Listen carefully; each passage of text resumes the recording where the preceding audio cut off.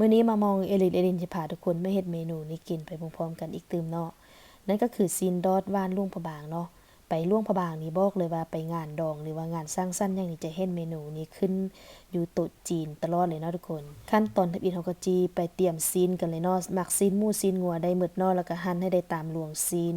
หมักน้อยใหญ่ได้จัดไปเลยทุกคนแล้วเฮาก็จะมาผสมน้ำตาลแป้งนัวเกลือน้ำมันพืชหลังจากเราใส่น้ำมันพืชลงไปแล้วก็ตามด้วยขิงบดเนาะทุกคนขิงนี้ทุกคนสามารถปรับหรือเพิ่มกันได้ตามใจมักเลยเนาะทุกคนแล้วเราก็จะนวดส่วนผสมให้น้ำตาลมันเหนียวดีก่อนเนาะหลังจากเหนียวดีแล้วเราก็จะเอาซีนที่เราซอยเตรียมปะไว้นี่ลงไปนวดให้เข้ากันดีเลยทุกคนหลังจากเรานวดส่วนผสมเข้ากันดีแล้วเรียบร้อยเราก็จะใส่งาข้าวลงไปผู้ใดมักงาข้าวหรืองาดำมักน้อยมักหลายบ่ได้ก็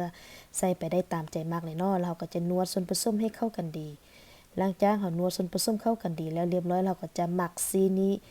ปะไว้2 ชั่วโมงก่อนเนาะตอนนี้ก็ครบ2 ชั่วโมงแล้วเราก็จิเอาซีนี้มาตากผู้ใดมีแดดก็เอาไปตากแดดเนาะมื้อนี้มามองเอลินก็จิใส่เตาอบลมร้อนนี่ตากเนาะเพราะว่าอยู่พีบ่ค่อยมีแดดเราก็จะอบซีนเข้าไปจนว่าให้ซีนเฮามันแห้งดีตอนนี้ซีนของเฮามันแห้งดีแล้วก็จะได้ส้มหน้าตาแบบนี้เนาะ